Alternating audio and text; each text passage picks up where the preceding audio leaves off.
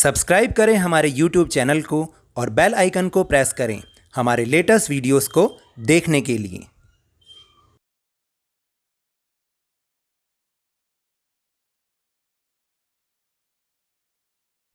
सभी को नमस्कार। वर्कशीट शुरू करने से पहले एक ज़रूरी इन्फॉर्मेशन आपके साथ शेयर करनी थी। आप सभी से एक रिक्वेस्ट है कि मुझे ऐसा लगता है कि कई बार मेरे वीडियोस की नोटिफिकेशन, सारे वीडियोस की नोटिफिकेशंस आप तक नहीं पहुंच पाती हैं।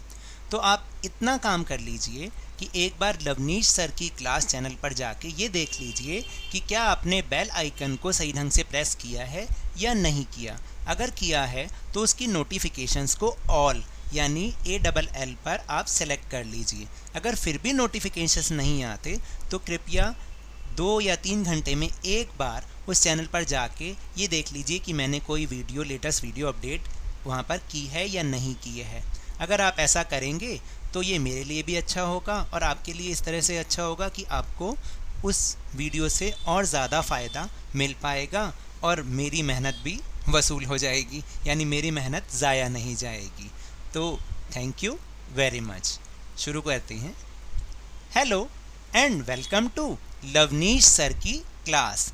This is directorate of education, national capital region, Delhi's worksheet number 38 and it is for class 9 students. It has taken from the subject social science geography and we will learn lesson number 5 natural vegetation and wildlife in this worksheet. अगर आपको याद हो तो last worksheet number 37 में भी हमने इसी lesson का फर्स्ट पार्ट पढ़ा था और उसमें हमने ये समझा था कि what is natural vegetation and what are the factors which affect natural vegetation. क्योंकि हमने उसमें ये समझा था कि हमारे यहाँ ये जितनी भी नेचुरल वेजिटेशन है इसमें बहुत ज़्यादा डाइवर्सिटी है, यानी कौन कौन से ऐसे फैक्टर्स हैं जो कि इसके ऊपर इफ़ेक्ट डालते हैं।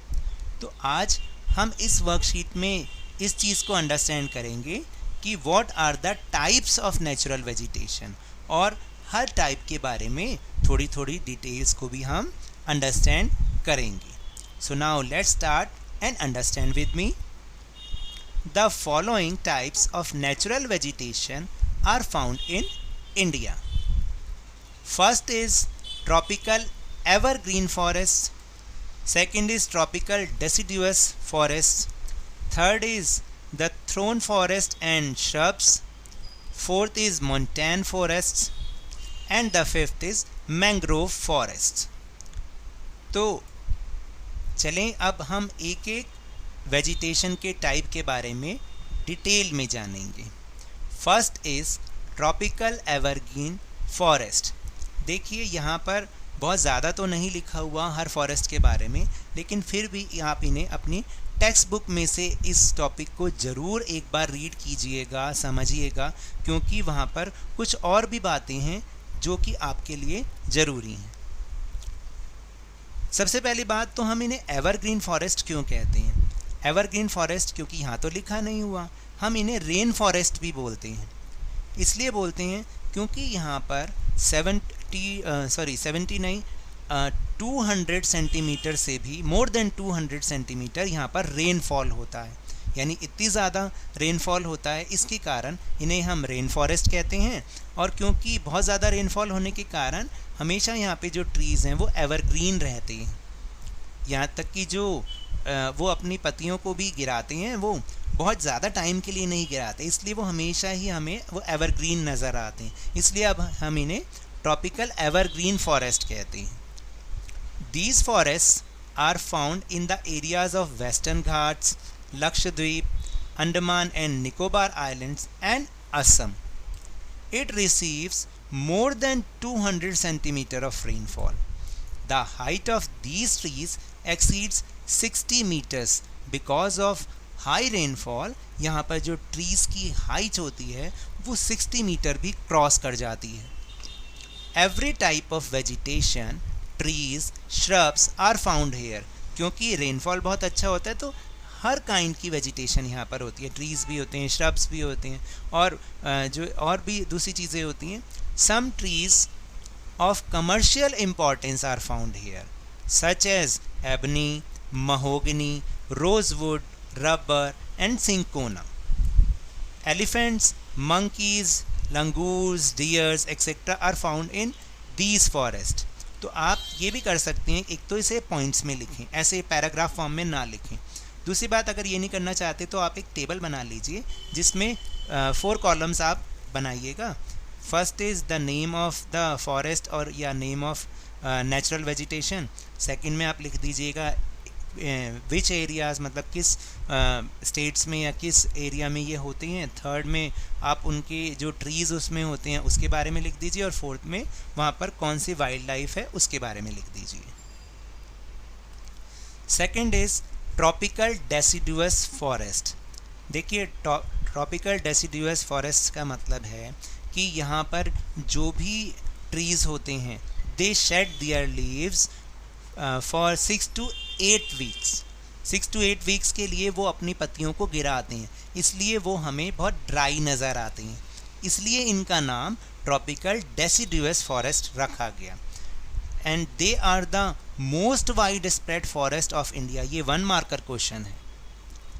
दे are also known as monsoon forest and spread over the region receiving rainfall ranging from 70 centimetre to 200 centimetre. यानी इससे पहले वाले तो मोर देन 200 सेंटीमीटर वाले थे, और ये जो हैं वो 70 to 200 सेंटीमीटर के बीच जहाँ रेनफॉल होता है वहाँ पर ये जो डेसिडुअस फॉरेस्ट हैं ये हमें मिलते हैं, और इंडिया के ज़्यादातर हिस्सों में यही हैं, इसलिए इन्हें हम मानसून फॉरेस्ट भी कहते हैं। These forest are found in Jharkhand, western Odisha, Chhattisgarh. The most dominant species in tropical deciduous forest is teak, and other commercial importance species are bamboo, rosewood, sandalwood, sunflower, arjun and mulberry। यानी यहाँ पर बहुत सारे commercial importance वाले भी trees पाए जाते हैं जिनको हम अपने जो है बिज़नेस में यूज़ करते हैं। इनका बहुत बड़ा बिज़नेस होता है और बहुत महंगी इनकी लकड़ी मिलती है। फिर जो इसी का नेक्स्ट पार्ट है ट्रॉपिकल डेसिडुअस का सेकंड पार्ट है, वो है dry deciduous forest are found in areas where rainfall is less than 70 centimetre. देखिए यहाँ पर थोड़ा सा मैं इसमें चेंज करना चाहूँगा कि लेस देन 70 सेंटीमीटर नहीं है बल्कि 70 to 100 सेंटीमीटर है। इसको हम 2 पार्ट्स में डिवाइड करते हैं। ऊपर वालों को हम 100 सेंटीमीटर to 200 सेंटीमीटर रखते हैं, और इनको 70 to 100 सेंटीमीटर तक जहाँ पे रेनफॉल होता है वहाँ ये ड्राई डेसिडुअस फॉरेस्ट होते हैं। These forests are found in the plains of Uttar Pradesh and Bihar. The main plant species in the areas of sorry ये अभी थर्ड शुरू हो गया, यहाँ पर मेंशन नहीं है, तो यहाँ से ये ख़त्म हो गया। अब हम पढ़ रहे हैं नेक्स्ट जो थर्ड टाइप है, thorn forest and shrubs. The main plant species in the areas of thorn forest and shrubs are acacia, date, palm जिसे हम डेट भी बोलते हैं, यूफोरबिया एंड हॉथॉर्न यानी कि कैक्टाई, दैट इज़ कैक्टस। तो यहाँ पर ये एक चीज़ और बताना चाहूँगा, ये जो थ्रोन फॉरेस्ट और श्रब्स हैं ये वहाँ पर होते हैं जहाँ लेस देन 70 सेंटीमीटर रेनफॉल होता है, just like the part of desert part of the Rajasthan. And the fourth is mountain forest. Humid temperate tropical forests are found in areas ranging from the 1000 meter to 2000 meter in height, with predominance of trees like broad leaf oak and chestnut। देखिए यहाँ ये जो mountain forest हैं, सबसे पहली बात तो ये हिली एरिया पर होते हैं, माउंटेन एरिया पर होते हैं, और जैसे जैसे हम हाइट पर जाते जाते हैं तो यहाँ की जो वेजिटेशन है वो भी चेंज होती चली जाती है।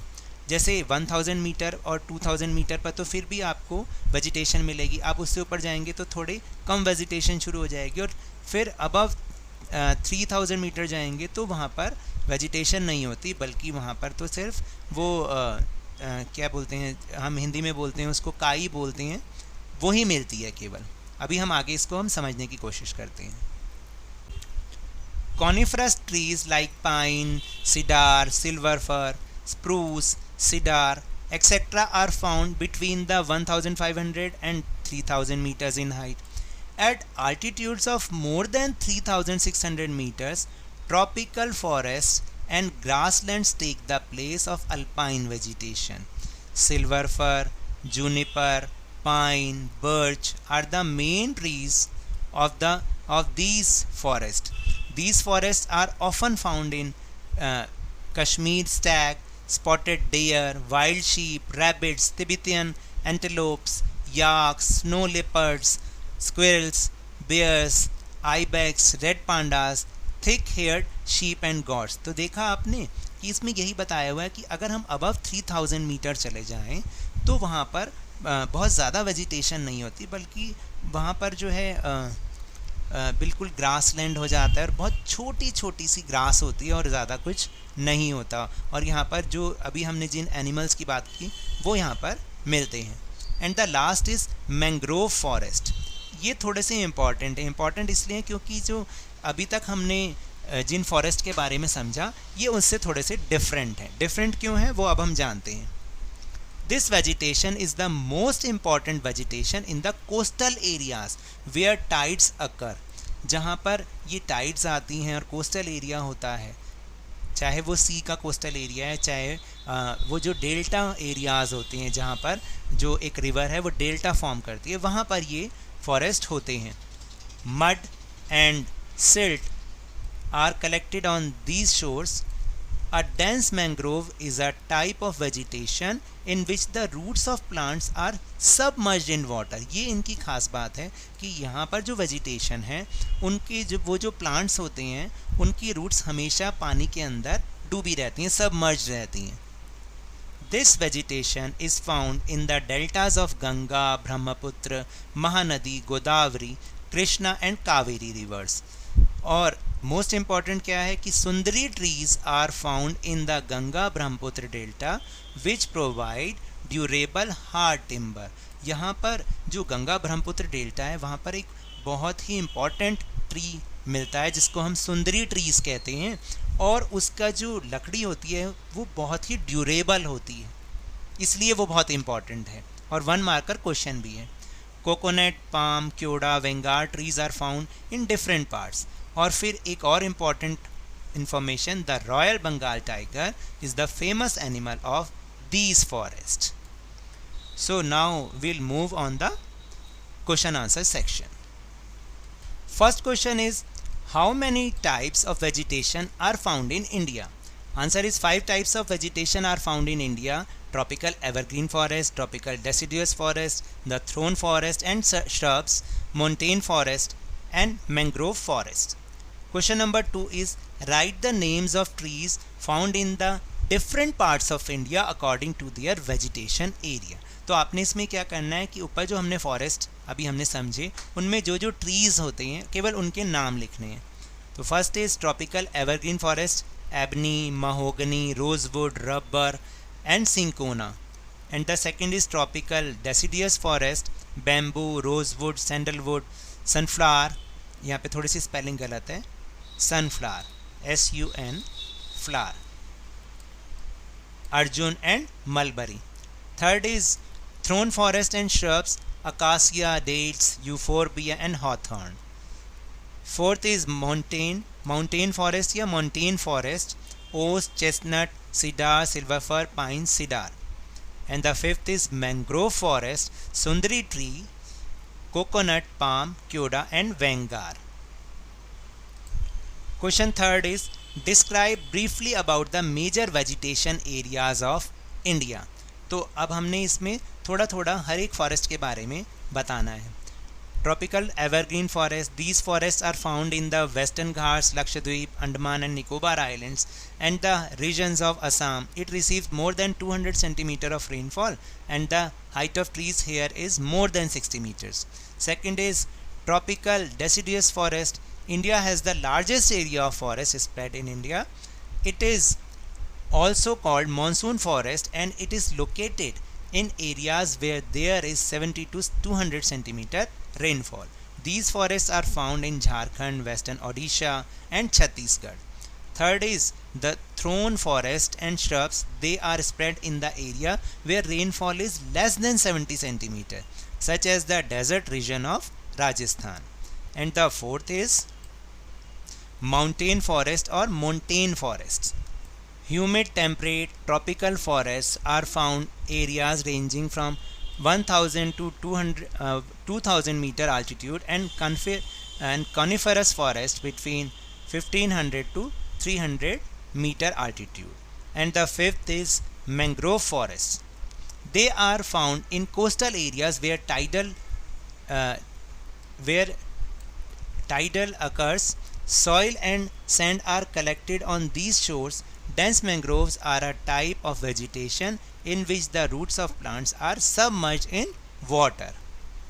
Fourth question is, how are mangrove forests different from other forests? So difference between the mangrove forest and other forest. First is mangroves grow in forest delta areas. They don't depend on precipitation, मतलब precipitation का मतलब होता है rainfall, while most of the other forests depend on rainfall. Second is, in mangrove forest the root of the tree is always submerged in water, whereas in the other forest the roots of the trees are inside the soil. Third is, in these forests the height of trees is not very high, whereas in other forests the height of trees is quite high. And the fifth question is, how vegetation is useful for us? Vegetation are renewable resources. Once we are cut, they can be grown again. Second is, they help in moderating the climate of a region. They intake carbon dioxide and release oxygen, thus they enhance the quality of environment. Third is, vegetation hold the soil together and help to control soil erosion. And the fourth is, they provide raw material for industries. And the fifth is, they are helpful in conservation of wildlife. So now that's all for this worksheet. अगर मेरे इस तरह समझाने से आपको थोड़ा सा भी समझ में आया हो तो इस चैनल को ज़्यादा से ज़्यादा सब्सक्राइब कीजिए, लाइक कीजिए और बहुत ही ज़्यादा शेयर कीजिए। और मेरे साथ इसी तरह वर्कशीट को भी समझते रहिए, लेकिन ध्यान और मन लगाकर और बहुत मेहनत से पढ़ते रहिए। Thank you very much.